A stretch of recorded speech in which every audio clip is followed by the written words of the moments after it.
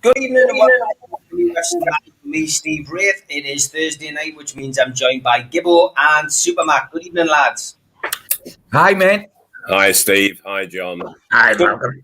Good to see both of you, and as always, we're here to talk about what's happened at Newcastle United over the last 7 days. And John, it's been, by all accounts, all the Chronicles' fault, the start of the season. Yes, I feel absolutely guilty. I've smacked myself into oblivion and put myself in a darkened room and said, you've got to stay there for a week. I mean, I can't remember letting 12 goals in the last 4 games, but perhaps I blinked and missed it.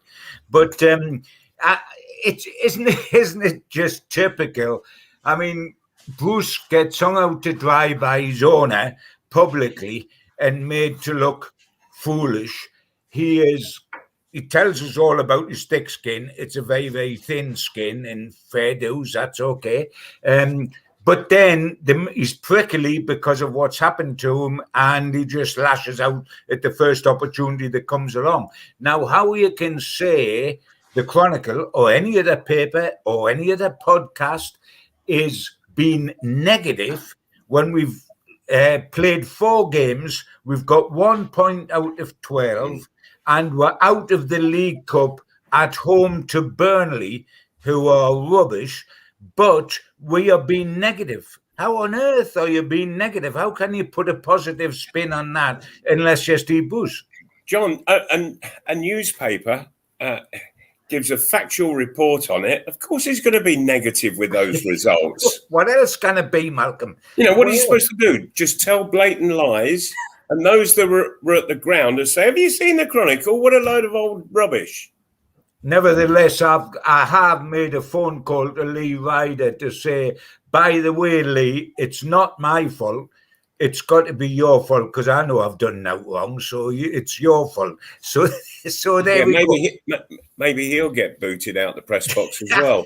I don't think there's going to be anybody in the press box by the season ends. Newcastle could get relegated with nobody to report that they're relegated apart from the people in the crowd, which would be Steve, of course. He'll be there. I did laugh at this, lads. Craig Hope on Twitter. Do you really think I have to answer Daily that? Mail, by the way. He said, I'll save you a seat, lads, in the Gallagher for next week. Well, he's always been a good lad, as Hope. He's given me hope as Craig. So a terrific lad, but a very good writer as well. Another lad that suffered because he's done the absolutely despicable thing and told the truth. Yeah. I mean, look, Malcolm, Steve Bruce came out after the Man United game, all guns blazing. Sometimes it's not the best time to speak to a manager when you've been on the back end of a defeat. He came out, he was quite emotional, and the questions he were asked were about the songs being sung against him, and then about various other things. He wasn't in the best of spirits, before that. He's come out again today, of course, press conference today because we play Leeds tomorrow, and ultimately a lot calmer, it has to be said. Quite long condensed answers. I'll not go into them in too much depth, but ultimately just saying the same thing, but in a politer way, just saying it's difficult. He doesn't enjoy it. He basically used the word frustrated and frustration quite a lot in the sense that he was frustrated with the situation, frustrated with the fact that he hadn't been backed in the transfer window, I think really is what really stuck out to me. He more or less was responding, I felt, albeit in a rather clever way, which is a bit strange for Steve Bruce, to what had been said by the club in the statement that was written by the Invisible Man. He also said he wanted Newcastle to be in the top of the league. He said, which the supporters do. He says, but there's frustration about that. He also said there's frustration for everybody concerned. He says, my job is to keep us, and I knew this was going to be difficult, on an even keel. Try and get on with the job and move the club forward as best I can, which is very difficult, of course. And he also said, and this is interesting, do you not think I want better players? Do you not think I want a better squad to choose from? Do you not think I want the ability to compete at the top end of the transfer market? Very frustrated. Yeah, it is. But I mean, Steve has got to accept, and I think he did say as well, Steve, that Brucey did say that because he's the head coach or the manager, he said, or whatever I am, so I presume he doesn't know what he is. He doesn't know what he is, yeah. But unfortunately, there might be an awful lot of fans tomorrow night. Tell him who he is. If we go one down, he would find out then. But yes, I mean, we can understand that he feels under the cosh, etc., etc. But he's had 2 years plus this season. He talks about the buzzword with Steve Bruce is balance. The balance is not right. Well, when is the balance going to be right? We've played 4 at the back. We've played 5 at the back. Balance just means he hasn't got. We've worked hard on the training ground this week on the defence. I would damn well hope to have after letting in 12 goals in 4 games. Again, doesn't it baffle you that as a top-class centre-half, which is what he was at Manchester United and a very successful one, that he would be able to at least organise a defence to stop leaking goals? The same players didn't leak a pile of goals under Rafa. We didn't necessarily play in an expansive way, etc., etc. But we didn't let in so many goals as we're doing now. There's a lot of players who aren't making progress; they're going backwards. I mean, the 2 Longstaffs, Almiron, before he produced a good performance at Man U. Manquillo couldn't get near the team. He come in and showed what he was about. Lascelles is the biggest example of a player going backwards in your life. At one time, early at Newcastle, he was being touted for England. Now he's lucky. Couldn't agree more. Yeah, he's lucky, Malcolm, to have kept his place in the back 4. The two centre halves who play either side of him were both dropped against Manchester United. One for a midfielder, and he managed to retain his place. He is struggling as a skipper. He is struggling. Right, and with Lascelles, for heaven's sake, he plays. I'm pretty sure the reason why Newcastle play 3 centre halves is Lascelles demands cover because he's got no confidence in himself. There's no self-assurance in him whatsoever. He's always looking over his shoulder. He's always having a little panic up. He doesn't know how to deal with an opposing forward who's on the ball. You mentioned him being nominated for England. That was just the biggest load of poppycock that I have ever heard. Lascelles needs to be schooled as to how he can defend better. Steve Bruce was a centre-half in the top side in the country for most of his playing career. Why doesn't he take Lascelles out on the training field and teach him how to do it properly? How do you play 1 against 1? How do you work with your fullback to one side? How do you work with your other centre half to the other side? How do you deal with a goalkeeper when you're facing your own goal? All sorts of things. The list is endless. He could be teaching Lascelles, but we're not all teachers. And I've got a feeling that Steve Bruce isn't one. And playing a back 3. Okay, so tell me a Premiership club that played 2 up front. Oh, it's a dinosaur now, isn't it? Isn't it? Yeah. It is a dinosaur. So actually, if Lascelles is the one who's going man for man, which he tries to get out of all the while, then he's got 2 people covering him. Yeah. He's got full.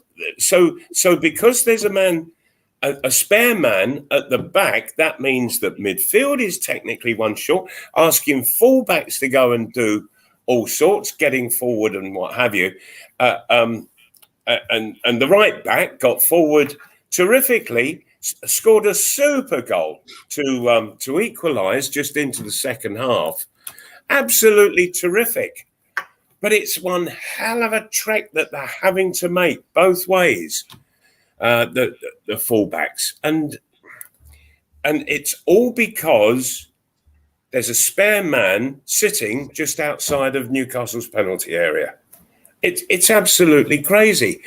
And so they've got 3 centre-halves to mark one forward, and yet up front, they've got one forward in the midst of 4 defenders. It just doesn't add up at all. And watch out tomorrow, because Leeds United are the biggest runners I've ever seen in that make up a football team. I think the distance they all cover is beyond any other club in the world. They are massive runners, but they can play as well, and they make it count.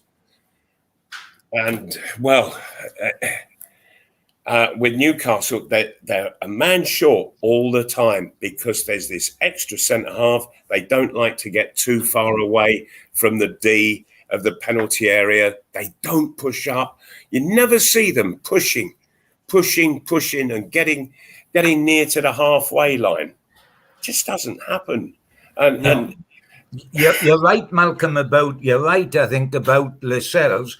He just wants to play the width of the goalposts. He doesn't want to be pulled out wide into any position, and he wants another centre-half right up against his right shoulder and one on his left shoulder. Yes. So there's no space behind him and there's no space down the sides of him, because he doesn't trust himself in those situations, and that dictates the way the whole of the defence plays. Right, and it finishes up that all 3 centre-halves are having nightmares because 2 of them aren't playing their natural game, and Lascelles, he's so unwilling to want to commit on a 1-against-1 or whatever, that he's as nervous as hell, holds everybody back, doesn't push up at all. He's frightened of a load of space behind him. Absolutely frightened stiff of it. And so he's taken everybody into false positions. And, well, and what surprises me is that Steve Bruce is a centre-half. He can see. He must be able to see and understand the frustrations that Fernandes is having, and Kieran Clark. For heaven's sake, Kieran Clark, he had a nightmare. But all he's doing is trying to get across and cover with Lascelles. And it's, oh, dear me. Never mind, we'll have some fun tomorrow night, because we're going to watch the two worst defences in the Premier League. So I think it'll be a few goals. It could be a lot of fun. Mind you, there was a few goals in the first game of the season. Unfortunately, it was Newcastle 2, West Ham 4. Yeah. That's the big worry. That is the big worry. And I think with Newcastle unable to score goals on a regular basis, any team that can outgun them is always going to have the upper hand. So we'll come back to that game towards the end of the programme. Loads of questions coming in. I'll just take the last line of NUFC's question here. Do you think Bruce is running out of time at Newcastle, Gibbo? Or do you think he'll go at the last minute like he always does? I mean, reading between the lines of today's presser, he's not going anywhere. He's certainly not going to walk away. No, I mean, no, it's an awful thing to say and repeat week after week after week, because it doesn't give the fans hope. But first and foremost, Steve Bruce is not going to go anywhere. He's not going to resign. If he resigns, he loses his payday. What big jobs in the Premier League are going to come his way in the future? He's not going to quit. Ashley doesn't care enough to sack a manager, because he doesn't want the problem of the payoff to him, the payoff to Clements and Agnew, which would come because they're a 3-man team. They go everywhere together. Jones isn't part of that, but they are. And then you've got to find a replacement. So if he does it, it's sort of 10 games from the end of the season. the will Steve Bruce react to constant bickering from the terraces, which could very well quickly happen over the next few games. I don't think he'll react by quitting. So, let's put it another way. When we saw Newcastle lose last season at Brighton, if that had been any other club losing, the manager would have got the sack the next day. When we lost at Brighton, the manager would have got the sack the next day at any other Premier League club. It didn't happen with Newcastle, and Steve Bruce would then go and say he turned it round after that. Fair play in terms of results. He did turn it round after that. But it's often easier at the end of the season because sometimes clubs have got nothing to play for, and clubs that would normally tuck you up in mid-season aren't too bothered as the season comes towards an end. But fair dues to him. But did he kept his job after Brighton? In fact, if you remember, boys, Ashley come out with a statement just after Brighton backing Steve Bruce. And so he isn't going anywhere soon. Malcolm, what's your take? Steve, my opinion has been fairly constant all the way through since Steve Bruce has been here. Steve Bruce has in his contract a payoff, and I think that, and I've looked very carefully at his track record over his managerial career, that is about 23 years now, in 11 clubs. Now that tells you something, that when he joins a club, from the moment he gets the job, his focus is on his payoff before anything else. And from there, does he actually work towards a payoff, or is he working for the true success of a football club? I leave it to everybody who has heard those words to make their own minds up, but I know what my mind is saying. Yeah, me too. And as you say, you have been fairly consistent. Ben Smith asks, do you think Darlow should start tomorrow, John? Obviously, Woodman's been between the sticks. Dubravka, I'm pleased to say, seems to be on the mend now, where that flesh wound that he had certainly seems to have healed. The infection seems to have cleared, and Dubravka seems to be on his way back. At some point, I did see him in town yesterday, so certainly seemed to look a lot happier. But would you play Darlow tomorrow, John? I would, to be perfectly truthful. I think that a lot of people say it would be harsh on Woodman if he goes out tomorrow, but if you remember, it was harsh on Darlow when he went out last season, and it was even harsher the way he found he was being left out last season. Woodman this year I've found very interesting to watch. He's a kid with a huge reputation. I mean, everybody seems to think that long term he could possibly be an England goalkeeper. Long term, he's a young boy, and especially in terms of a goalkeeper.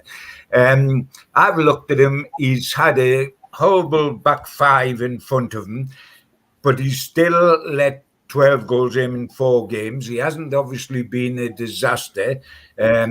But he hasn't commanded. He's not a great commander at this moment, and he'll get better and better and better in his career. But he's not a great commander of his area. His distribution isn't good. He doesn't know whether to go long or go. He doesn't seem to trust the guys to go short. Have you noticed that there's always 2 defenders either side of him when he's going to get rid of the ball or play a goal kick? And he often waves them on and just wants to go long and get the ball up the field. You could say who blames him with the way our defence plays, but he hasn't pulled up a lot of trees, and unfortunately it did come home to roost down at Man United. The first goal was a bad one off his shin, goes square, and Ronaldo's just got to tuck it in. And as we said off camera, Steve, once we knew that happened, we knew that was going to be the doors open. On the second Ronaldo one, when we get back to 1-1, you could say he's unlucky, but any goalkeeper that gets nutmegged, as he was nutmegged by Ronaldo, is going to get some stick. I think it might be an appropriate point to take him out, and I think Bruce might take him out, because you've got to remember that, might well take him out, because we've got to remember that Steve Bruce was going to allow him to go to Bournemouth just a few weeks back until Darlow got COVID and all of a sudden he had to keep him. He was going to go down and have a season's loan at Bournemouth. So I do think this will be a game where, yes, it could well be Darlow that comes in. John, yes, I agree with you that now would be a very good time to bring Darlow back in. It would certainly be good for Darlow. I don't think it would make a great deal of difference to Woodman. It might come as somewhat of a relief, and I'll explain why. He's played, I think, about 200 appearances, hasn't he, in lower league football in the Championship. If you were to ask him, of all the clubs that he's played for, all the defences that he's been the goalkeeper to, what's the worst defence that he's played behind? I bet he'd say Newcastle, if you were brutally honest. Yeah, I can understand that. Absolutely. And as we've often said, Malcolm, Newcastle defends so deep that the three centre-halves are almost on his toes. They're on his toes. And they're not letting him do the job in the box that he should be doing. But what he's not doing is he's not screaming and shouting at them. He doesn't say a word from what I can see. He's quiet as a mouse. He should be screaming at those guys to get out. He should be pointing his finger and raising his arm, holding a clenched fist if he has to. I always, if I can give you an example with regards to what I'm saying. Do you remember Jerry Payton? I think he's the Arsenal coach now, goalkeeping coach. Jerry Payton, he was the Republic of Ireland goalkeeper playing in the side that I had at Fulham. And things weren't quite going right. We were getting sloppy goals going in against us. And I left Jerry Payton out. And in the junior side, I had he just turned 18, a young lad called Jim Stannard. And I put him straight into, because when I dropped Jerry Payton, I always did it on a face-to-face basis with all players when I dropped them. And I told him, and he said, well, who's playing in my place? And I said, Jim Stannard. He said, he's only ever played for the juniors. I said, yeah, I know. But I'm playing him. He said, you're mad. You're absolutely mad. He said, this kid's never played at the higher level. I said, maybe not. I said, but shall I tell you what he's going to do? I guarantee you, Jerry, and I want you to sit in the stand, watch and listen. I bet you he is screaming and shouting at everybody in front of him, letting them all know he doesn't want them stood on his toes. I said, you're quiet as a mouse. And this lad came in and he just did exactly that. And the whole defence, you could see, it just shook them. And they went, oh, blimey. And out they went. And if he shouted, they did what he said. He was getting the right kind of reaction. There's nothing coming from this lad at Woodman. And therefore, the defence aren't reacting to him.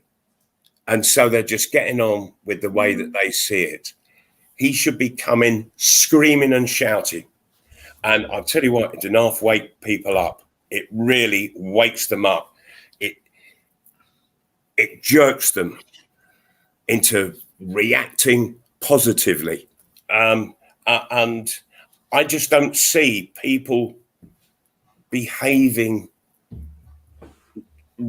in reactive fashion in the Newcastle side. It's almost as if, just too easily accepted. And somebody's got to go in there and really kick back sides, scream and shout on the pitch. And Woodman doesn't do it. I'm not so sure even that Darlow does. So I think the one thing about Woodman is he's not very confident coming for balls. in the air. He seems to be a bit dodgy, and his kicking isn't very good either. Right. But that might be he's a young lad. He's got everybody crowding his area around him. Yeah. That's why he should be screaming. Then he gives himself the space when the cross comes.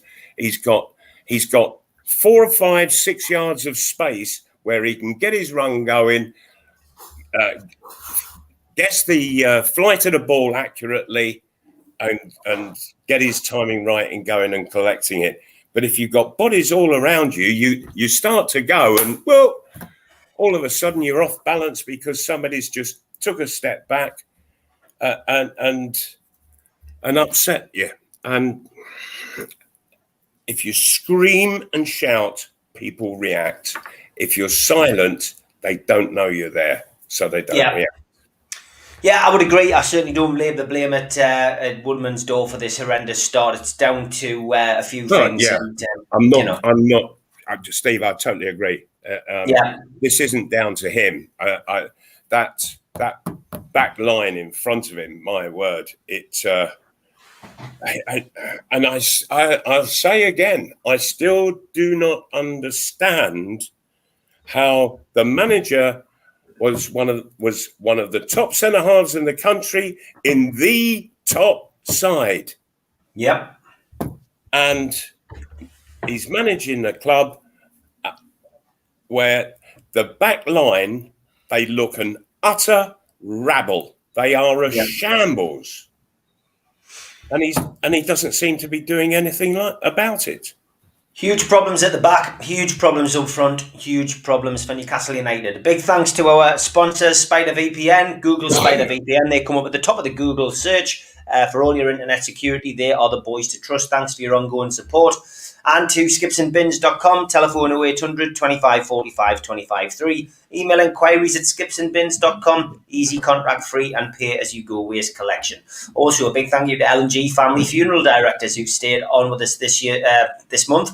01913897245, and to long-term sponsor QTech, qtechshop.co.uk, the makers of pool tables and snooker tables in Wallsend, Newcastle, and the guy who runs our website, NUFCmatters.com.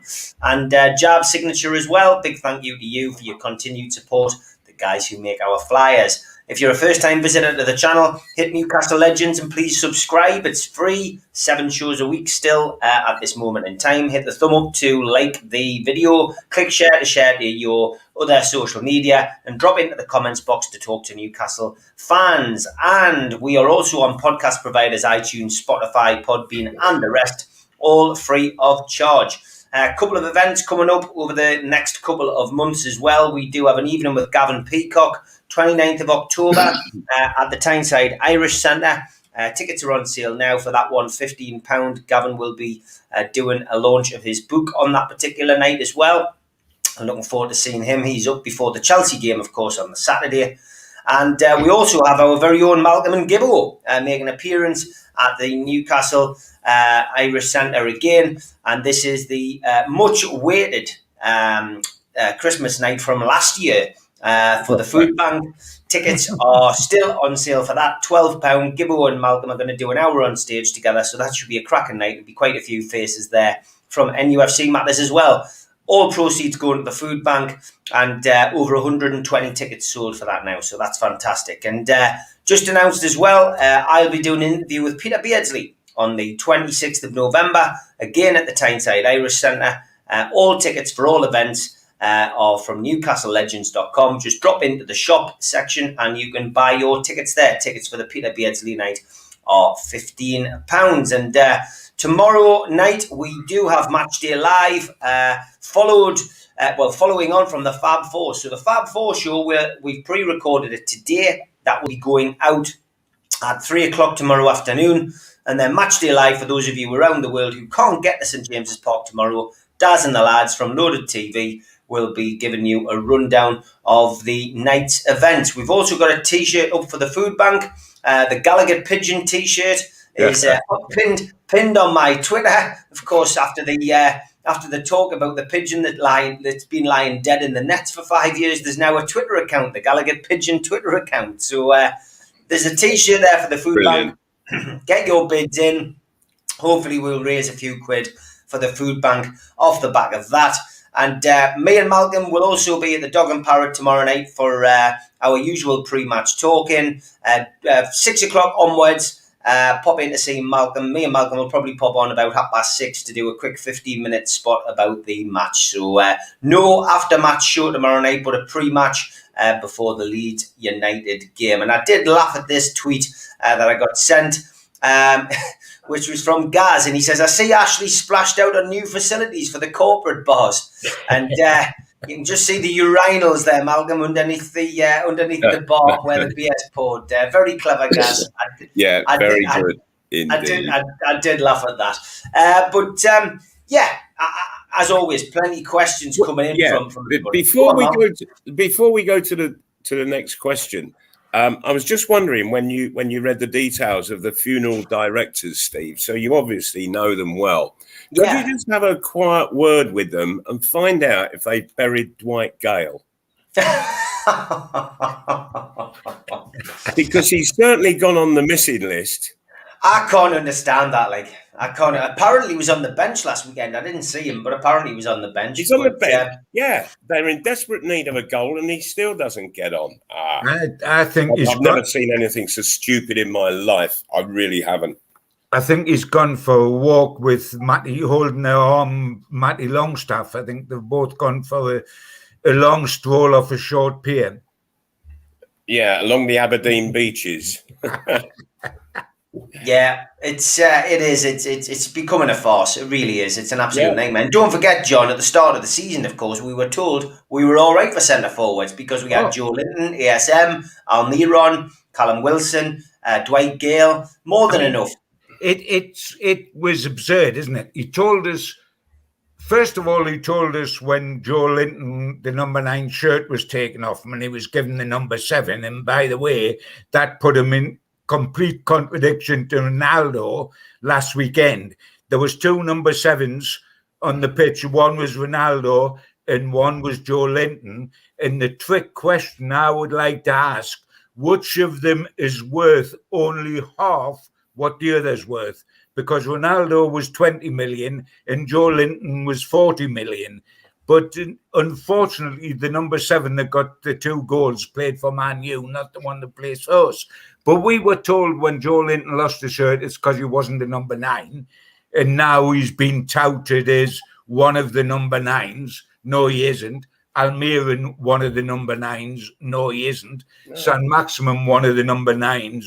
No, he isn't. And Dwight Gale is such a good number 9 that Steve Bruce tried to sign him for 3 of his previous clubs, but hasn't given 1 second of Premier League action this season. And may I just say, in my opinion, without banging on about it, if this wasn't our club, if Newcastle United wasn't my club, I would say they're getting exactly what they deserve, because they didn't buy a cover centre forward in the summer, and we knew Callum Wilson was injury prone, is always injury prone, and 4 matches in, or 3 matches in, he's got an injury which is going to keep him out indefinitely, probably towards the end of next month.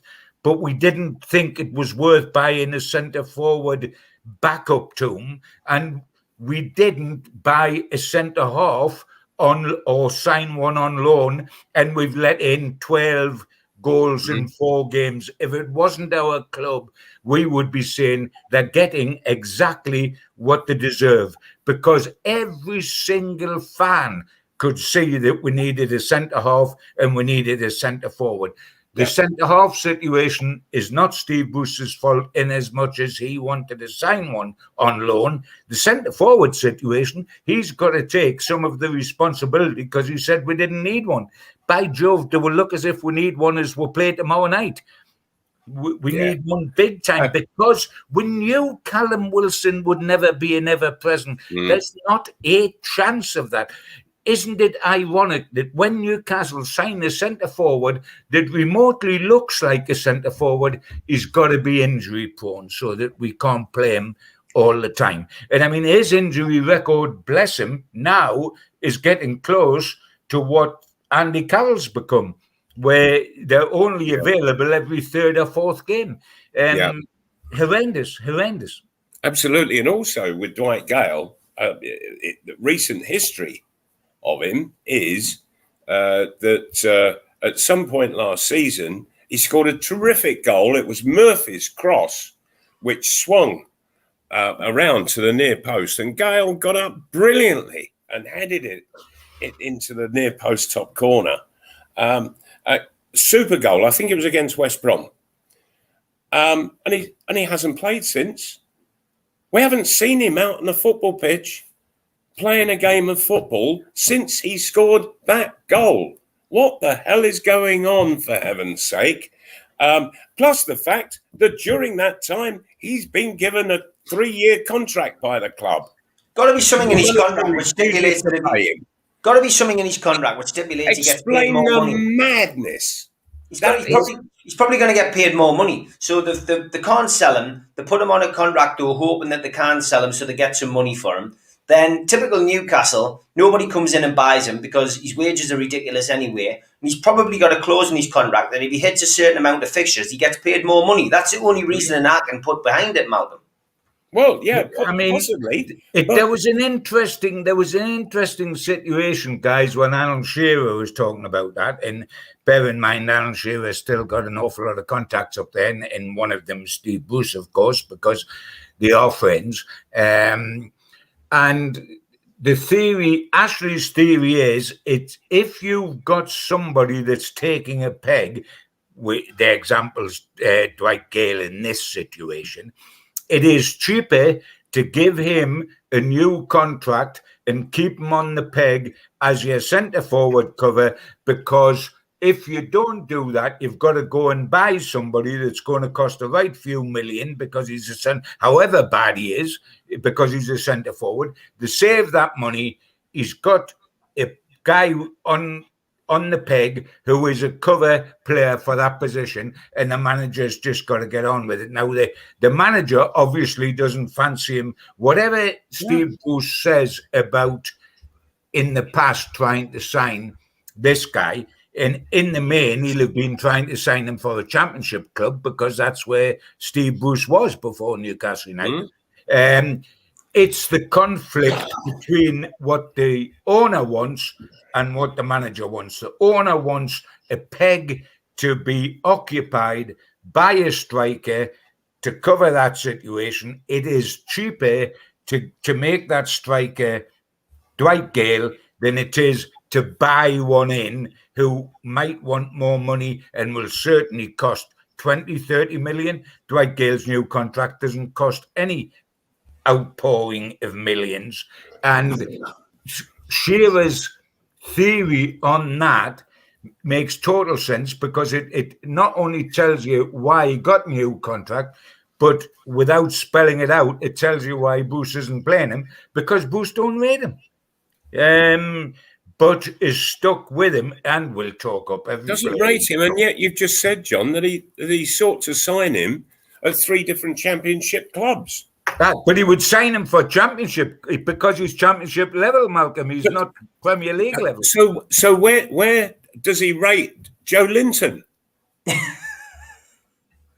Well, that is a which terrific division question. Does he rate Joe Linton? But we would laugh, apart from the fact, and we all know this, all three of us, if you look at Joe Linton's record since he come to this club, and he's only played here under one manager, and that manager is Steve Bruce, he is either, without the figures in front of me now, he's either started or come on as a sub, not an unused sub, in 90% of Newcastle's games since he joined this club. And that tells you that the manager does rate him in some shape or form. And that is just so hard to follow as to be up. And if there's any suggestion put to the manager that he's got to play him because he's a club record buy, or that he's currying favour with Ashley, who spent 40 million and almost got rid of Rafa because Rafa wouldn't do that, he prickles like anything and says, do you think I would do that? I pick the team, I pick the players I want. Okay, if we are going to believe you on that, Steve Bruce, we know how much you rate Joe Linton. Now, that is not doing your reputation any good. Never mind Joe Linton's, because the fans look at Steve Bruce and say, well, if you rate Joe Linton, I'm sorry, there's something desperately wrong here.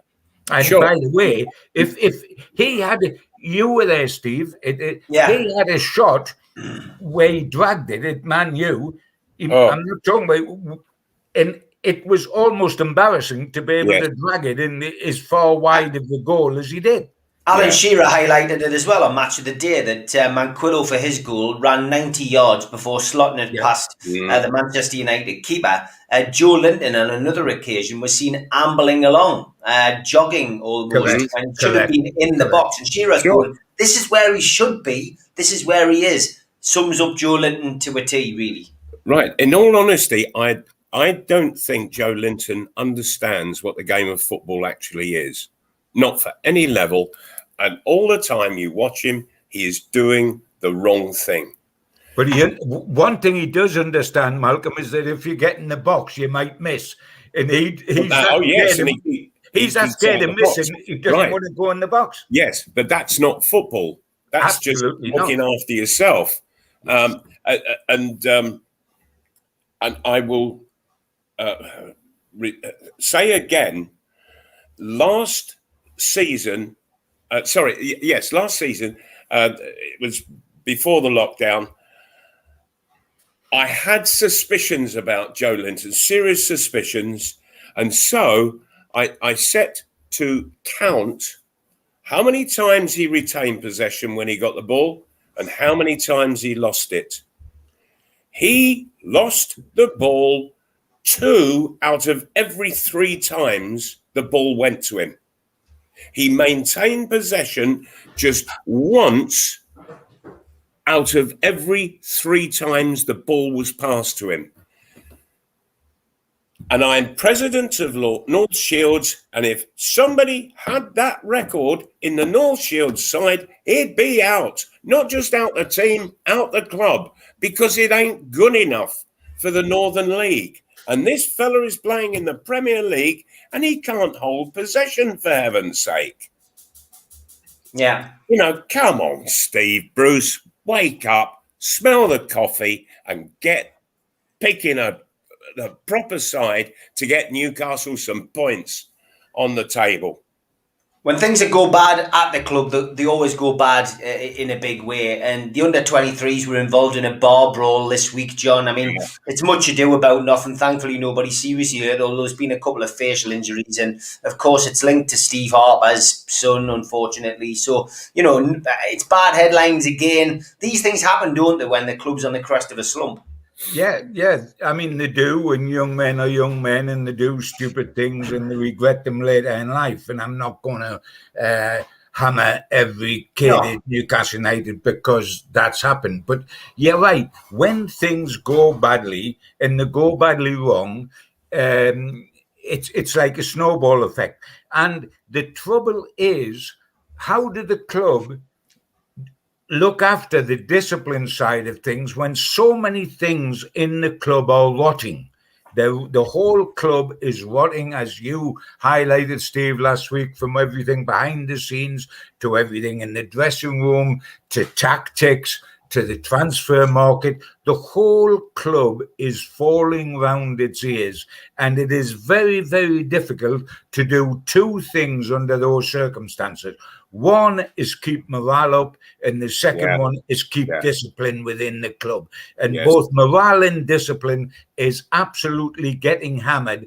And it's going to take more than pointing the finger at the young kids in the under-23s or whatever, or we've got to get the balance right, or we've got to take the positives out of this display, the things that we're told after every defeat. There's the whole club from top to bottom absolutely stinks at the moment, and it needs putting right. And you'll not get morale right, and you'll not get discipline right until that happens. What changes would you make tomorrow with the personnel and tactics tomorrow, Malcolm? Sean asks.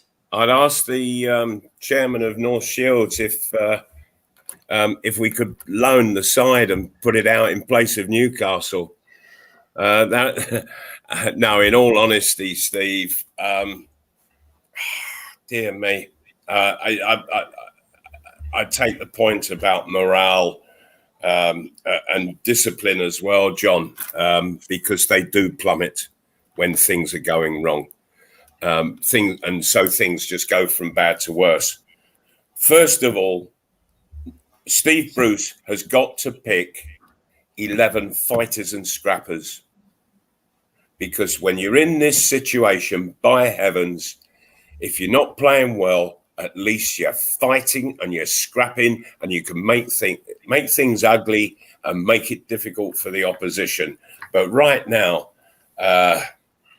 dear me, it's so powder puff at the back that, you know, when the Leeds forward line, they must be rubbing their hands. Come on, get us to St James Park. Can't wait to play against that defence. So, oh dear me, I would first of all leave out Lascelles, and I would go to a very strict 4-4-2. I would, and so you lose Lascelles from centre half, and you get somebody, and you get two forwards up front. Then you can at least start to work from there, and that would mean Dwight Gale coming out of retirement or stepping out the grave, as far as I'm aware. And by playing two up front, what you're doing is you're making life that bit easier for midfield players, because up to now, they look up when they get the ball, they look up and there's nothing on. When you've got two working the line, then you start to see a space to knock the ball into, for somebody to run onto, or somebody's coming to you to play the feet, and in it can go. And then the side will start to play. But at the moment, it's all around the back, and so deep that the midfield come back. The forwards have to drop short. And in the end, everybody's in the Newcastle penalty area. And Newcastle have got possession. We've got to remember as well, Malcolm, you know, when we look at tomorrow's game, and we have every right to be worried about Leeds are great pouring forward. The press from the very front, press from the very front, not the midfield or the defence, the press from the front. In the way that Ian Rush in the years gone by used to, it didn't talk about pressing in, but defending from the front. Sure. Ian Rush was terrific at doing that. The one thing we've got to say before we get carried away and just give all the excuses to Steve Bruce for getting hammered tomorrow night, because here's another great side that plays for. We've got to say their defence is almost as bad as ours. We've let in 12 goals in 4 Premier League games. They've let in 11 goals in 4 Premier League games, albeit they've played Liverpool as well as Manchester United. But they've got a bad defence. We know that. They can't defend set pieces. They're horrible on corners and free kicks. Sorry, are you describing Leeds or Newcastle here? I'm describing both of them. The point I'm making, Malcolm, is their defence is as bad as ours. Yes. So before we say anything about, you know, how we're going to get murdered by their attack, if we cannot take advantage of their defence, and I suspect without Wilson, we're going to find that very difficult, because I tell you what, one goal will not win us the game tomorrow. It will not be 1-0. Yeah. They will score. So we've got to score 2, or we've got to score 3 to either get a point or win. Are we capable of doing that without Callum Wilson? We're about to find out. But we don't. It's all right saying we get one, like Manquillos was absolutely terrific down in Man United. We might get one tomorrow night, but will we consistently get enough? We're looking to Willock to do something that he did last season. We're looking to San Maximin to do the one thing he never does, which is put the ball in the net. He might have all the tricks. He might excite. Yeah. He might be quick. He doesn't put the ball in the net. Almiron, will he? The one thing he doesn't do is consistently put the ball in the net. So we're looking at, have we got enough firepower? In a way, our best chance will be set pieces and having our rubbish defenders go up the other end and perhaps get on the end of balls played in the box, because they defend very badly Leeds against balls stuck in the box, whether it's from corners or from free kicks round the area of the box. We've got to have a look at doing that. I'm not saying it with any hope at all, but we cannot just say, oh, here we go, we've got absolutely no chance. If Newcastle don't go out and do that, they are wasting an opportunity. I think, like you, we could end up with what I talked about on the first day, Newcastle 2, West Ham 4. We could end up with something of that nature. But we must go out and have a pop. It is a better opportunity than Manchester United was. That's for certain, just because of Leeds' defence. Yes, we could get swallowed by their attack. They haven't won a game all season. They're about to do so with the attack they've got. And the biggest thing, guys, the biggest thing as we go into the match tomorrow night is the attitude of the fans and the attitude of the respective dressing rooms. The Leeds fans and the Leeds players believe in the guy that sits on the bucket. Our fans, and I suspect our players, don't believe in Steve Bruce. The big difference is the attitude Leeds come with, they are believers. The attitude we come with, we are doubters. And it's the believers against the doubters.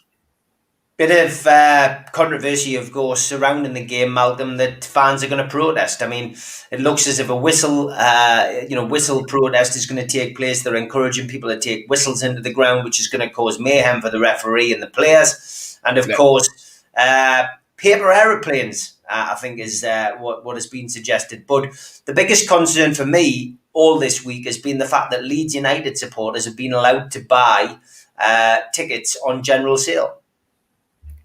What? Yeah. So they're going to be mixed in, Malcolm. They're going to be anywhere mixed in the ground. Yes. They can buy them in our areas. I mean, that is ludicrous. That's not just ludicrous, Steve. That's dangerous.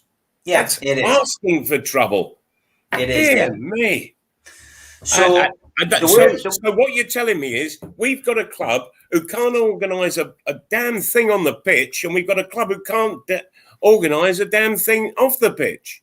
Yeah, basically. I mean, we've had a message from somebody today that says they've been on the ticket office. I've been banging on about this all week. And to be fair, it sounds as if somebody at the box office has responded to somebody and said we're trying to get on top of it now, but that's like shutting the gate after the horse is bolted. Oh, yeah, absolutely. Can I expect the Leeds supporters to give the tickets back?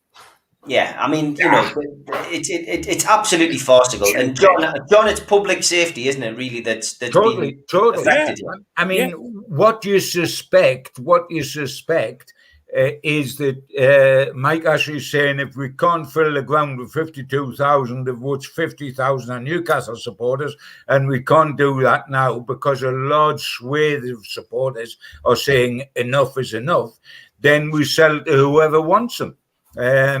Because we want as many in the ground as we can get in the ground. Now, with it Leeds, with it being a short journey, with it being Leeds who have this reputation and the match against Newcastle, I mean, the last thing we want to do is talk up any sort of trouble or suggest any trouble or incite trouble.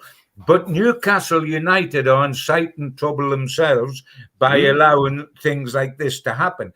And I mean, heaven forbid, but the whole match tomorrow night has got the potential to be so toxic that it's untrue. Now, heaven forbid that's the case. I do not want it to be the case. I'm a great advocate against Mike Ashley, against the regime the way it is, against the way my club's going. And somebody as big as Shearer has said how toxic it is, how hollow the club is, etc., etc.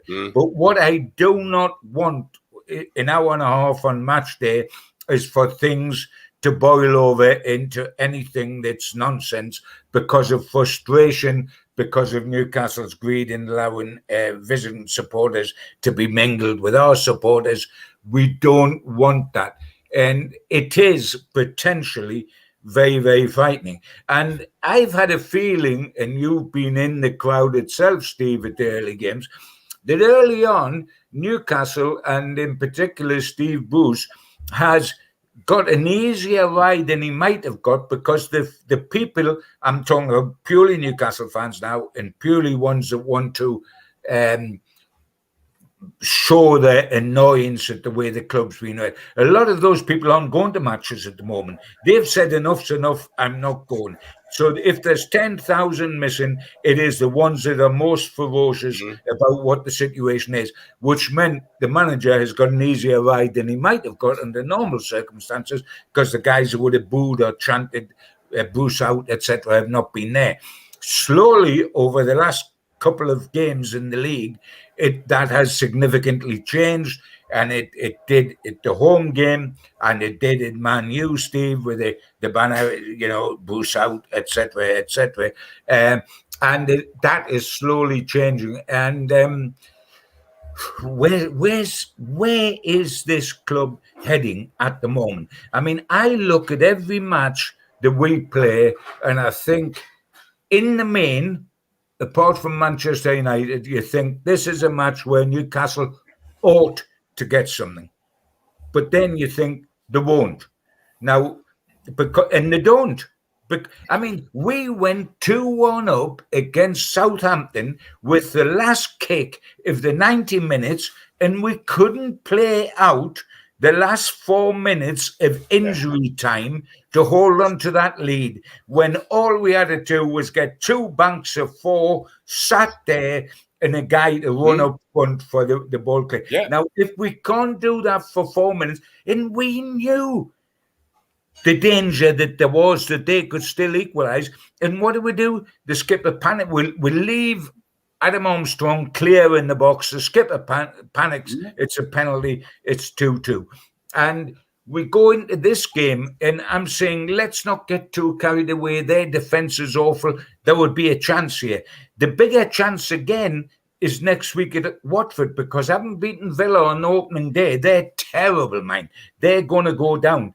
But if we get our backsides taken out against Leeds United, who will fancy we at Watford?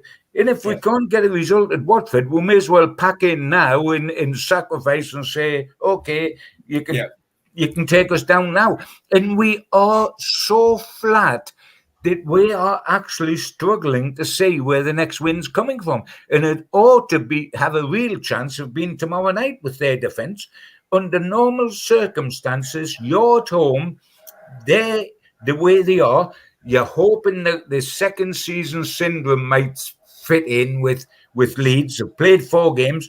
I can understand that they found it hard, Man United and Liverpool, but they only drew with Burnley, they only drew with Everton. They are not quite the side they were last season. That gives Newcastle an opportunity, but not this Newcastle. Not this Newcastle. We don't fancy this Newcastle tomorrow night. And if we don't, where the heck are the wins coming? Because the draws, once you're behind like we are now, the draws aren't good enough. We've got to start winning. Is it going to be Leeds? Is it going to be Watford? Is it going to be Wolves? That's the next 3 games. And it's very, very difficult to get optimistic. It is. It is. Okay, the clock has beaten us once again. Quick time for some predictions. John, prediction for tomorrow night from you? Oh, dear me. I'm so desperate to say something good.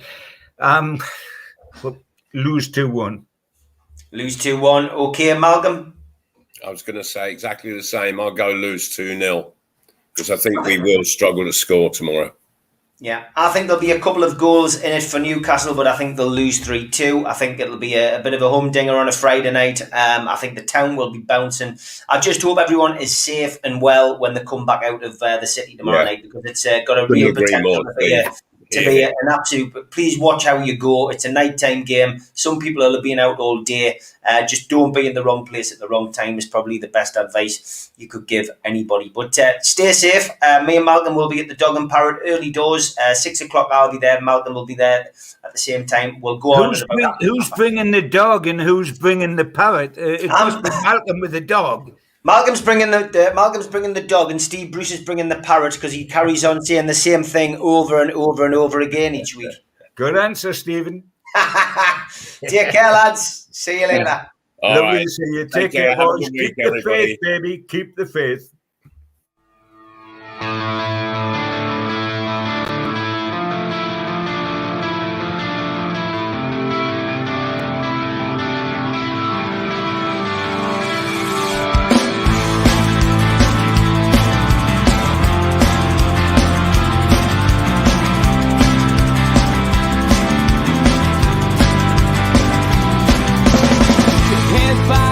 Critics attack. It feels like I've been told.